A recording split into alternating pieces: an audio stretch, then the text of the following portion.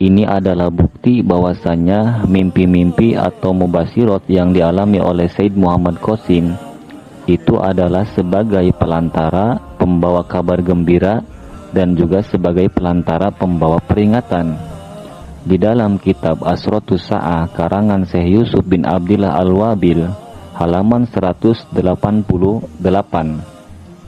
Rasulullah Shallallahu Alaihi Wasallam bersabda, "Idak tarobaz zamanu lam takad ru'yal muslimi takdibu, wa asdakukum ru'yan asdakukum hadisan, wa ru'yal muslimi juz'un min khumsin wa arba'ina juz'an minan nubuwati, hada labdu muslim."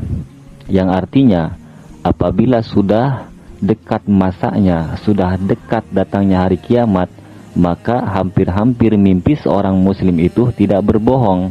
Dan kata Nabi, wa asdakukum ru'yan, yang paling benar di antara kalian mimpinya, asdakukum hadisan, yaitu adalah yang paling benar di antara kalian perkataannya. Nah, di sini sudah jelas ya, yang jadi ukuran mimpi yang paling benar itu adalah kejujurannya orang Islam itu, bukan keislamannya orang Islam itu. Nah, kemudian waru'yal muslimi, mimpi seorang muslim itu adalah bagian daripada juz kenabian 45% derajatnya. Ada yang bilang di riwayat yang lain mengatakan 46% ya. Nah, ada juga 47% gitu. Hadza labdu muslimin, dan ini termaktub, lafaz ini ada di Sahih Muslim ya. Hadis ini ada juga di Sahih Muslim.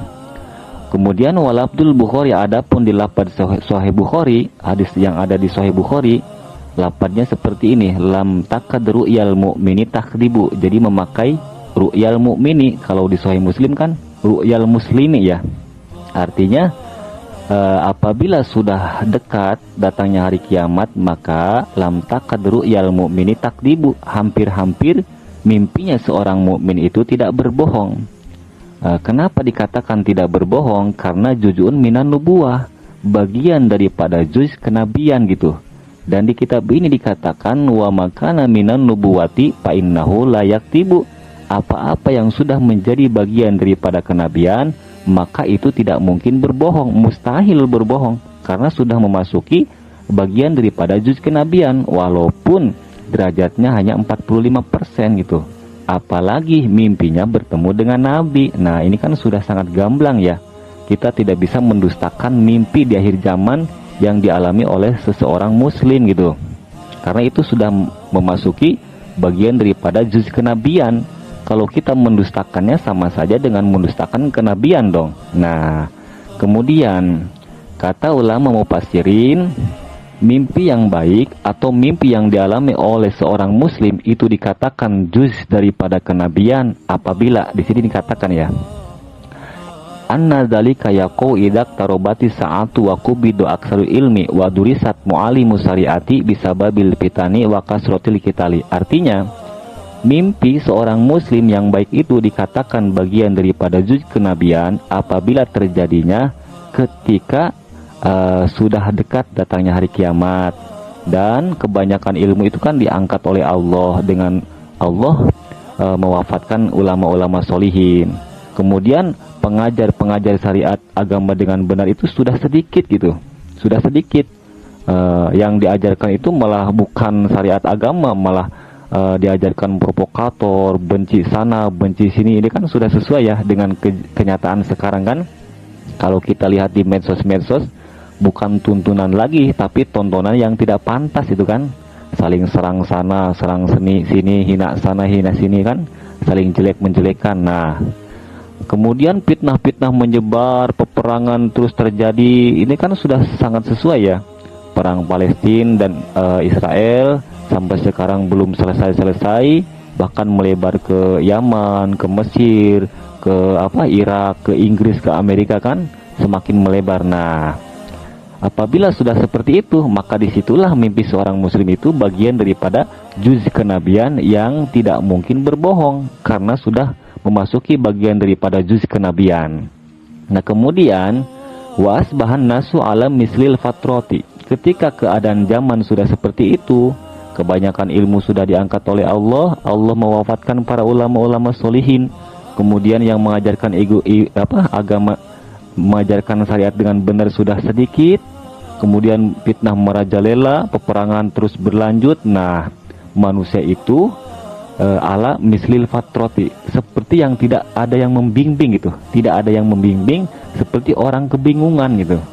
Fahum muhtajuna ila mujadidin wa mudzakirin lima darosa minaddin kama kanatil umam tudzakiru bil anbiya'i lakin lamma kana nabiyyuna akhirul anbiya'i wa ta'addarotin nubuwah fi hadhil ummah. Nah, mereka itu kan membutuhkan seorang mujadid yang mengembalikan kemurnian agama Islam. Mereka itu, manusia itu, ketika di zaman seperti itu, mereka butuh seseorang penasehat, seseorang yang mengajarkan agama dengan benar, tapi kan susah dicari. Nah, yang mana yang mengajarkan dengan benar itu seperti halnya umat-umat terdahulu, diajarkan oleh para nabi, dinasihati oleh para nabi, diberi peringatan oleh para nabi. Tetapi kan, lakin lama kana nabiyuna akhirul anbiya.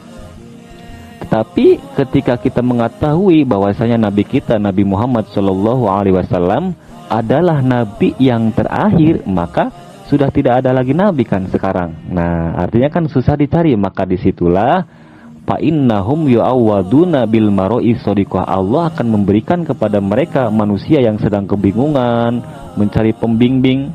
Nah, Allah akan memberikannya mimpi-mimpi yang baik. Allati hiya juz'un minan nubuwah, yang mana mimpi itu bagian daripada juz kenabian gitu. Al-atiyah, yang akan datang mimpi itu, bitabsiri sebagai pelantara pembawa kabar gembira, dan juga wal indari sebagai pelantara pembawa peringatan. Nah, ini kan sudah jelas ya. Ketika di akhir zaman, setelah tidak ada kenabian, tidak ada risalah, zaman sudah mulai kacau, banyak fitnah merajalela, peperangan terus merajalela, yang mengajarkan agama dengan benar sedikit, jarang sekali kan. Nah, itu kan sudah mulai dekat dengan kiamat. Maka di situ Allah akan memberikan mimpi-mimpi yang baik sebagai pelantara pembawa peringatan dan juga sebagai pelantara kabar gembira. Yang mana mimpi itu allati hiya juz'un minan nubuwah, bagian daripada juz kenabian yang tidak mungkin berbohong gitu. Nah, kalau kita gabungkan dengan Imam Mahdi, Imam Mahdi dimunculkan oleh Allah di akhir zaman. Al-Mahdi itu orang yang mendapat petunjuk. Otomatis Imam Mahdi pun akan mendapatkan petunjuk lewat mimpi yang diberikan oleh Allah gitu.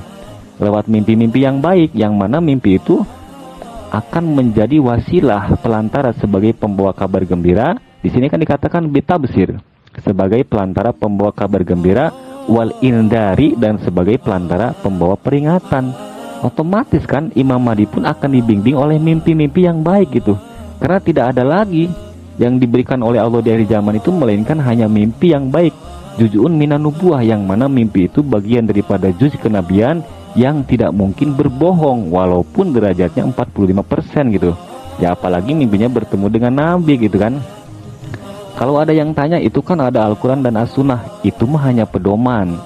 Hanya pedoman untuk membenarkan adanya mubasyirat yang diberikan oleh Allah di akhir zaman sebagai pelantara pembawa kabar gembira dan juga sebagai pelantara pembawa peringatan.